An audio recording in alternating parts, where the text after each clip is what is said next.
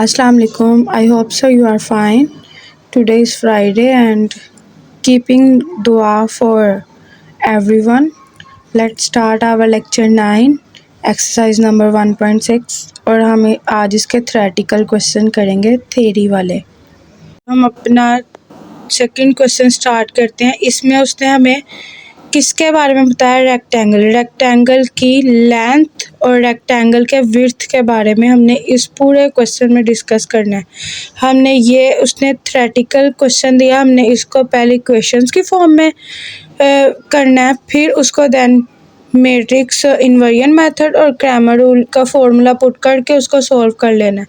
अगर आपको ये दोनों सॉल्व नहीं करने आते, आप ये प्लेलिस्ट में जाएंगे, उसके दोनों मेथड को अच्छी तरह रिकॉल करके फिर ये क्वेश्चन देन आगे से स्टार्ट करिएगा।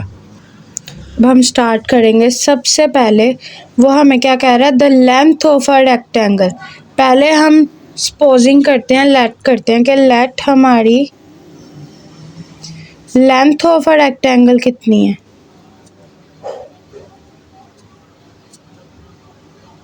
लेंथ ऑफ रेक्टेंगल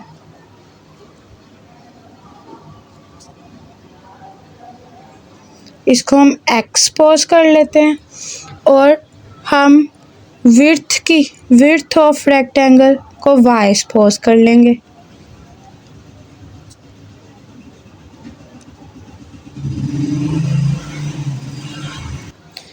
रेक्टेंगल की जो विड्थ है उसको हमने वाई सपोज कर लिया। अब हमने ये लेटिंग तो कर ली, अब हम इसकी मेन इक्वेशंस की तरफ आएंगे। फर्स्ट ऑफ ऑल वो क्या कह रहा है? The length of a rectangle is 4 times it's width. यानी ये रेक्टेंगल की लेंथ और विड्थ ये दोनों के इक्वल आ गई ना, यानी एक्स और वाई ये एक दूसरे को अपोजिट है। फॉर एग्जांपल ये हमारा एक रेक्टेंगल है, जो इसकी ये टर्म्स है इसको एक्स कहेंगे, ये टर्म्स जो वर्टिकल साइड पे होती है उसको हम वाई कहते हैं ना। तो ये दोनों चीज़ें एक दूसरे को अपोजिट ही हुई, इसलिए हमने यहाँ पे इक्वल लगा दिया। अब वो क्या कह रहा है कि इसकी जो लेंथ है वो विड्थ से 4 टाइम्स बड़ी है। जब हम पढ़ते हैं 4 1 जा 4 या 4 1 टाइम्स 4 इस तरह टेबल पढ़ते हैं, तो यानी इसकी लेंथ हमने किसको सपोज किया था? एक्स को, यानी इसकी 4 टाइम्स इसकी विड्थ हो गई। तो इस 4 किसके साथ आएगा? एक्स के साथ, क्योंकि लेंथ उसकी बड़ी है, विड्थ उतनी है, इसलिए हम एक्स के साथ 4 लगा देंगे। अब ये 4 है, 4x है, यहाँ प्लस हो रहा है, वहाँ जाके माइनस हो जाएगा, इक्वल की साइड पे कुछ भी नहीं बचेगा, उसको हम 0 कर देंगे। This is our equation number 1। और अब हम सेकंड इक्वेशन कैसे फाइंड करनी है? यहाँ विड्थ तक फर्स्ट इक्वेशन की बात कंप्लीट हुई।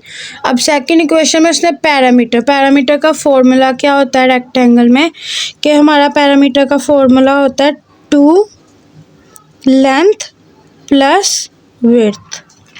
ऐसा ही होता है ना फॉर्मूला पैरामीटर का, ये हमारा पैरामीटर का फॉर्मूला है। तो अब हमने लेंथ किसको सपोज किया? एक्स को। वाई किसको सपोज किया? विड्थ किसको सपोज किया? वाई को। सिंपली हम इसमें मल्टीप्लाई कर लेंगे, लेंथ में एक्स और विड्थ में वाई। ये इक्वेशंस हुई। अब वो कह रहा है कि the parameter of the rectangle is 150 centimetre, यानी इसका पैरामीटर किसके इक्वल है? 150 सेंटीमीटर के। तो हमने 2x प्लस वाई और उसकी दूसरी साइड पे क्या रखेंगे? 150 सेंटीमीटर। अब हम सिंपली यहाँ पे मल्टीप्लाई और वहाँ जाके इसको डिवाइड कर देंगे। x plus y is equal to 150/2। जब इसे हम डिवाइड करेंगे आंसर आएगा हमारे पास 75। This is our equation number 2। अब हमने वी हैव बोथ इक्वेशंस। अब सिंपली हमने इसको इस फॉर्म में कन्वर्ट करना है कि ax is equal to b। इसमें से a की वैल्यू बनानी है x की और b की। इस तरह हमने इक्वेशंस में वैल्यू पुट कर ली। देन हमने इन्वर्जन मेथड और क्रैमर रूल अप्लाई करके उसके फॉर्मूलाज लगा के और अपना आंसर फाइंड करना है। आप प्लेलिस्ट में जाके ये दोनों जो पार्ट्स हैं आपके क्वेश्चन के, दोनों सिचुएशंस आप इन्हें कंप्लीट कर सकते हैं। इन्वर्स मेथड का ये फॉर्मूला, क्रैमर रूल का ये फॉर्मूला, ये आप अप्लाई करेंगे तो देन आपका सॉल्व हो जाएगा आंसर। अब हम अपना क्वेश्चन नंबर 3 स्टार्ट करेंगे, जिसमें उन्होंने हमें कहा 2 sides of a rectangle differ by 3.5 centimetre. Sides, ये रेक्टेंगल है, वो कह रहा है इसकी सिर्फ 2 साइड्स की डिस्कशन होगी। इसकी 2 साइड्स को पहले सिंपली हमने लिखना है कि हमारी लेंथ ऑफ द रेक्टेंगल क्या है और विड्थ ऑफ द रेक्टेंगल क्या है। हमने लेटिंग कर लिया कि लेंथ ऑफ द रेक्टेंगल हमारी x है, विड्थ ऑफ द रेक्टेंगल ये है।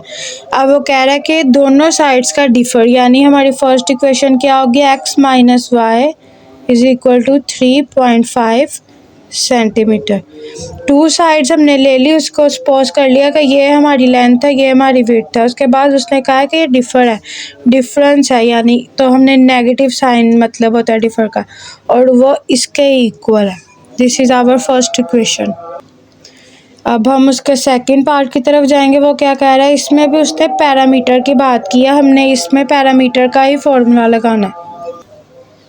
रेक्टेंगुलर के हिसाब से पैरामीटर का ये फॉर्मूला है। हमने इसमें लेंथ हमने किसको कहा था, x को, विड्थ किसको कहा था, y को। इन दोनों में पुटिंग कर ली and we have this answers. और अब उसमें वो कह रहा है find the dimension of the rectangle if its parameter is, तो अब इसका पैरामीटर क्या होगा, 67 सेंटीमीटर।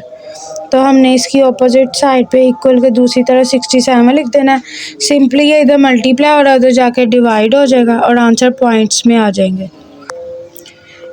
और ये हमारी इक्वेशन नंबर 2 आ गई। अब हमने इनको, जैसे हम ax is equal to b equation बनाएंगे, उसमें वैल्यू a की और b की निकालेंगे और फिर सिंपली इन्वर्जन मेथड और क्रैमर रूल अप्लाई करके अपना आंसर निकाल देंगे x और y का।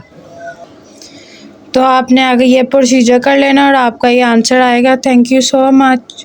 Please subscribe my channel.